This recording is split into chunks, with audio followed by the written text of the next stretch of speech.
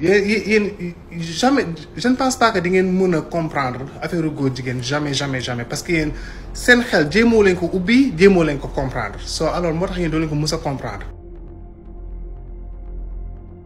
choqué gu leen de xoolal lii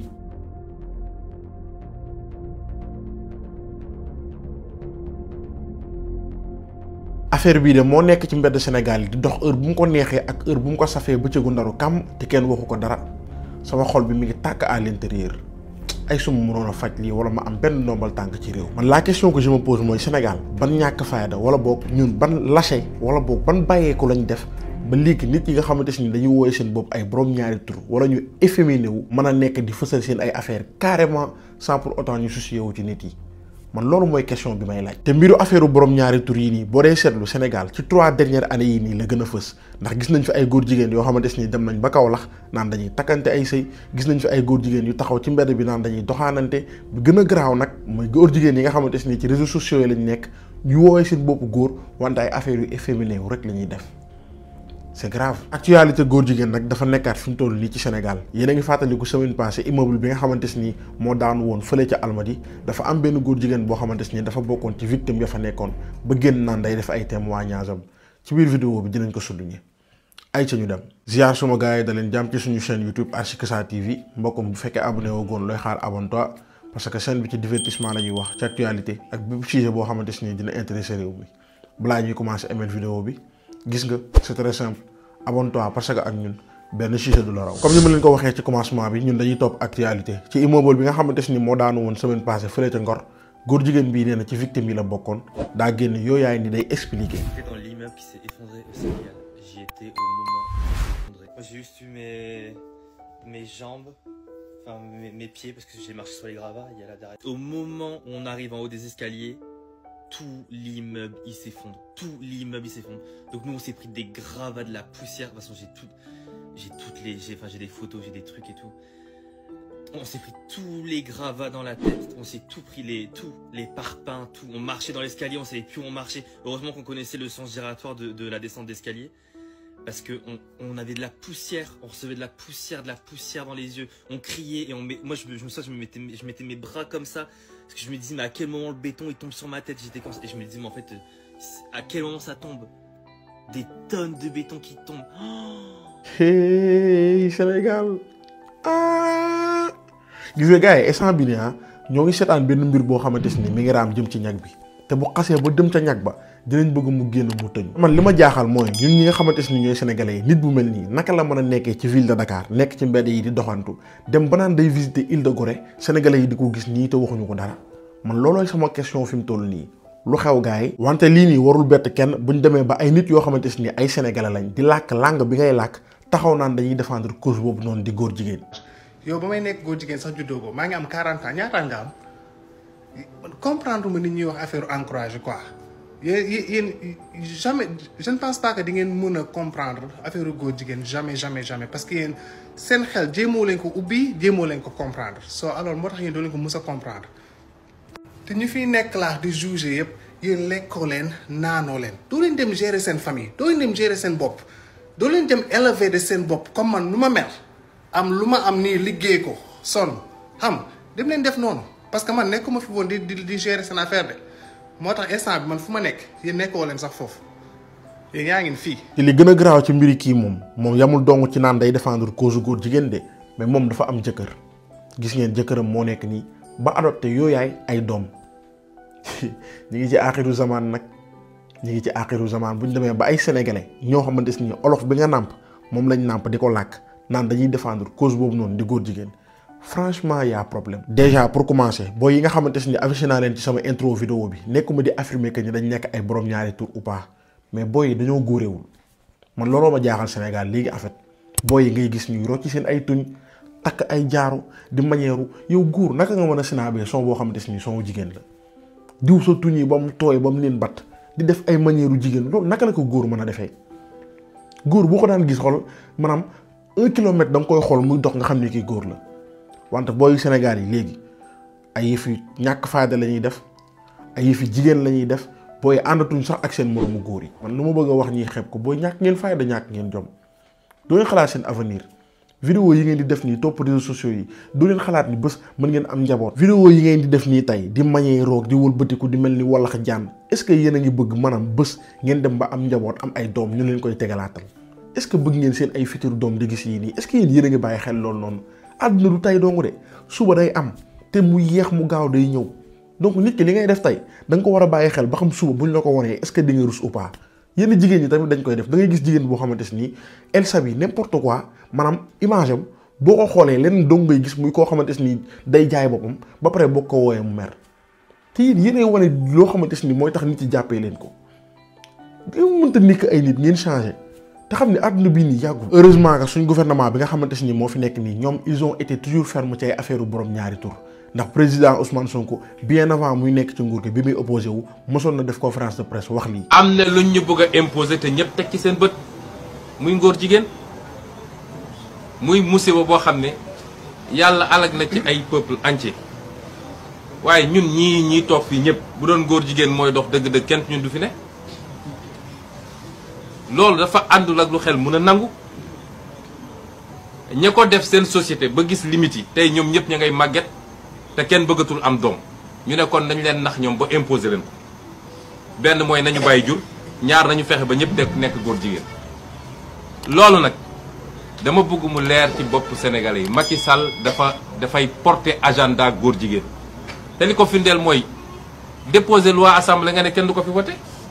loolu kay amu leen luñ ci lam-lame loolu lay défendre loolu lay porter moo tax bi muy wax dafa ne notre société n'est pas encore prête. ça veut dire que il faut ñu préparer ko ba bis bu paree nag dinañu am ay défilé góor jigéen fii ay gay parade ak yeneen ak yeneen loolu mooy programme Macky Sall. est-ce que dégg ngeen li nga xamante ni Macky Sall wax na ko bi nga xamante ni njiital góor jigéen ñi ñëwoon nañ Sénégal ci jamonoy nguuram doon ko expliquer pour bëgg maanaam ñu daganal loi boobu noonu biir Sénégal Macky Sall li mu waxoon mooy notre société n'est pas encore prête maanaam pareeguñu ñun pour adopter loi bi nga xamante ni mooy loi wu góor jigéen. léegi da ngeen di déglu Ousmane Sonko wala président Bassirou Diomaye Faye biñ demee ba toog ci nguur gi njiital góor jigéen yu bëri biñ ñëwee Sénégal bëgg tamit ñu daganal loi boobu noonu ñoom lan lañ ci wax. Nous disons que sur ces considérations nous appelons le monde occidental à faire preuve pour une fois de retenue, de respect,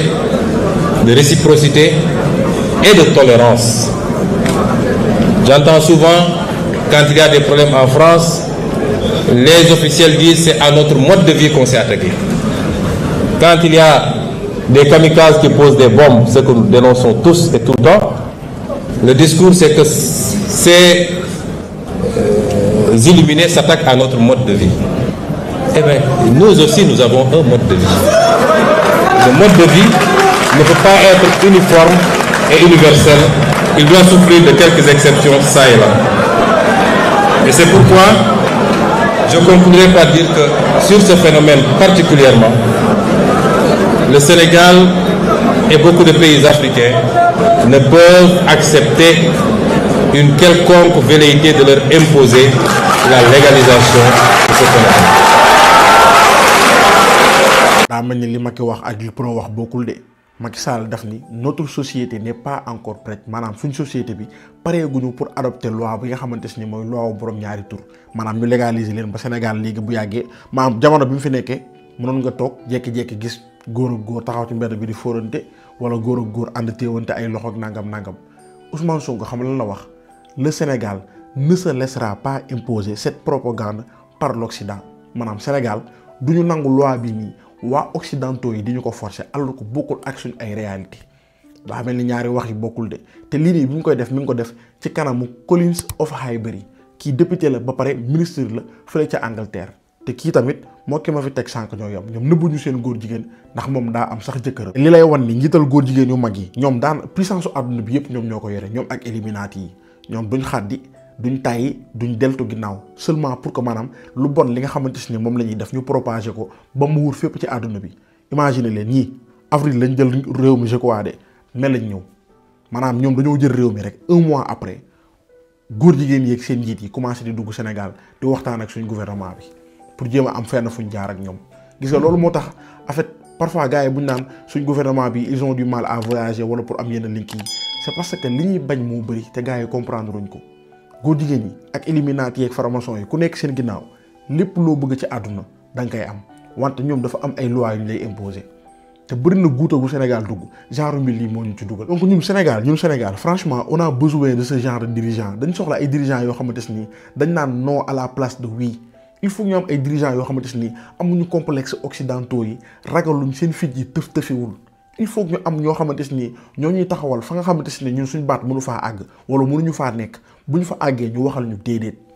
parce que ay affaire homosexualité gis nga nit yi dañ koo ndawal nii de mais xoolal day yàq dund day yàq dëkk day yàq àdduna am na benn yeneen boo xamante ni yenn ci yàlla lut la si je me trompe pas maanaam xeetam lëmb dañ suuf gi la yàlla dëpp seen kaw ñoom ñëpp alag leen ñu dee. donc mbir yi gars yi bu ñu toog di seetaan ku nekk naan sa yoon nekku si sa jàpp sa ñàmbur quoi ba boo gisee koo xamante ni dafa nekk ci mbedd bi di def naka sulul noonu te nekk góor yow nga jàpp sa ñàmbur sax bu yàggee gars yi dañuy gën a am fit parce que gars yi ragalatuñ ndax ci réseaux sociaux yi da ngay gis ay góor jigéen yoo xamante ni gars yi dañ leen di commenter naan leen ay góor jigéen ngeen ñu génn naan dañuy défendre cause bi ñu nekk. ñun ban Sénégal lañ nekk wala ban àdduna. do xam ngeen ni Sénégal ak Côte d'Ivoire ay pays voisins lañ ay dëkk la yoo xamante ni dañoo jegelantoo ba pare bëri ay demalante ay dëkk bi ni mu bëree ay Ivoiriens Sénégal aussi noonu la bëree ay Côte d'Ivoire aussi noonu la bëree ay Sénégalais te Côte d'Ivoire bu yàggul dara gis nañ ñoo xamante ni ay borom ñaari tur lañ génn ni dañuy def marche pour que maanaam seen état wu dëkk daganal mbir moom nga xamante ni ci lañ nekk dem nañ ba ubbi fa benn école bu tudd ubbi school ngeen xam ni y a problème te Sénégal ak Côte d'Ivoire ay pays voisins lañ donc gars yi dafa am mbir yoo xamante ni day raam nànk-nànk nii nit ci ku nekk toog jàpp sa ñaambur naan sama yoon nekku ci ba jékki-jékki rek gis affaire bi def éclat ñun ñëpp waaw. te genre mbir yi nii buy am ci dëkk ku nekk toog jàpp sa ñaambur nii man concerné wu ma sama yoon nekku si yàlla buy mbugal yéen ñëpp lay boole mbugal Sénégal c'est un pays islamique loolu il faut ñu nangu ko te sax mbirum góor jigéen nag yu kenn xamul. amul benn xeetu diine boo xamante ni nangu na ko man xamul lu may xool fii amul benn xeetu diine boo xamante ni nangu na ko muy christianisme muy chrétien amul benn diine boo xamante ni nangu nga ay borom góor ak góor di séq wala jigéen ak jigéen di séq te loolu instant bi nii dafa bëri trop Sénégal même bu fekkee gars yi dañ koo nopp waale mais ak a bëri Sénégal surtout sax ay mbiru lesbienne maanaam ay affaire de jigéen ak jigéen man am na benn lesbienne boo xamante ni mës na ma contacter ni ma dafa bëgg génn ci li mu nekk ma laaj ko lan moo la ci dugal mu ne ma jigéen moo gën a neex góor na góor daa métti quoi ba pare nee na genre elle a eu des déceptions ci ay relation moom ak ay góor yu bëri du coup loolu moo ko orienté à ce que mu dem nekk ci lesbienne xool leen waxul dof yooyu xam ni Sénégal fii mooy li ma doon wax la fois passée rek genre yelaa bi mu tafee vidéo président Bassirou Diomaye Faye bi c'est parce que dafa def benn faute au lieu mu wax du groupe mu wax de la groupe mu jël wax boobu noonu di ko propager nit yi di ko si moquer maanaam gis nga sénégalais yi ñoom ñooy créer benn complexe ci seen diggante ñoom ak yeneen moroomu sénégalais yi ba jàpp ni yeneen nation yi ñoo ñu gën alors que tel n'est pas le cas dëkk bii nii dëkku maam El Hadj Malick la dëkku Cheikh Ahmad Bamba dëkk bu Kunta Ndiassane dëkk maam Limamou Laye ak yeneen kilifa diina yu tedd yi nga xamante ni ñi ngi fii nii chaque année ngay gis ay gàmm yu dul jeex ak ay màggal yu dul jeex di am ci dëkk bii nii Sénégal bëriwul ay pays islam yoo xamante ni ñoo ko gën a gëm islam saytaane cible bi gën a rëy bokk na ci Sénégal parce que Sénégal par exemple da ngay dem naar yi bokk exemple sikk ak bon moo tax yenent yépp seetu leen mosoo leen a gis yenentu yàlla boo xamante ni ab olof la de au moins mu nekk dof yi nga xamante ni dañ koy woote woo mosoo leen a gis yenent bu nekk ab olof naar yi sikk ak bon moo tax yenent yépp yàlla ci naar yi la leen yónni parce que ñoom ñooñu gën a dégg arab ndax moom lañ nàmp xam li alxuraan di wax xam li diina ak sunna di wax mais ñooñu gën a bon fuuf naar yi ñi nga xamante ni ay islam la ñooñu gën a bon fuuf gën ñoo soxor liñ séq ak yàlla moom dinañ ko def ak yàlla mais buñ ca paree seen xol yi moo baaxul boo ñëwee fii Sénégal ñu lan moo tax ñun diine bi ñu koy dund bu baax muy suñ kër kilifa diine yi parce que hormis diine bi nga xamante ni moom moo nekk ci islam ñoom dafa am beneen yar bu ñuy yar ak beneen tënk ba boo naree def dara sax boo sóoraalee loolu noonu da nga koy bàyyi génn ci alors que ñoom amuñu loolu tënkuwuñ ci dara moo tax naar yi bañ lañ def nit yu ñuul yi raciste lañ def soxor lañ def yéen a ngi gis li xaw Israël ak nangam ak nangam gars yi nañ bàyyi xel àdduna bi te xam ne yii nii ñuy bàyyi muy sedd nii nii bu gënee jëm kanam yàlla buy mbugal du leen mbugal ñoom kese de waa ji daa mooy sax ki tubaab bi nekk fi naan day expliquer affaire ngor bi kii daa mooy daa waroon a mokkatoo rajoxoo ba keneen ku nekk mbokkam wala ko ko xam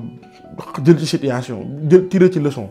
mais ñun ci suñ jëmmi bopp ñoo war a jàng bàyyi xel que ni yii nii bu amee bu fekkee da nga nekk nit bu ñuy suivre da nga war a wax bu fekkee da nga nekk homme politique da nga war a wax bépp moyen boo xamante ni mën nga ko def pour communiquer ci pour sensibiliser da nga koo war a def parce que loolu sa wareef la man de du ma noppi genre mbir yi moom boo koy wax Sénégal yu bari dañ lay jël ci suuf di la menacer parce que man yàgg naa jot genre menaces yi nii mais du ma noppi si lii nii parce que du ma dem yow mar xëyaam yàlla ne ma mayoon naa la nga am foo mën a waxee pour maanaam dénoncer yenn yi nga toog noppi te yii nii sax su ma siy wax man sama xol bi day jeex guys mënuma ñaan mais ku ñaan ma aimé wax leen lu leen neex ci commentaire yi bu leen fàtte aimé la vidéo au maximum partagé leen ko ba mbir yi gën a yaatu commentaire yi aussi pour yéen la c'est ça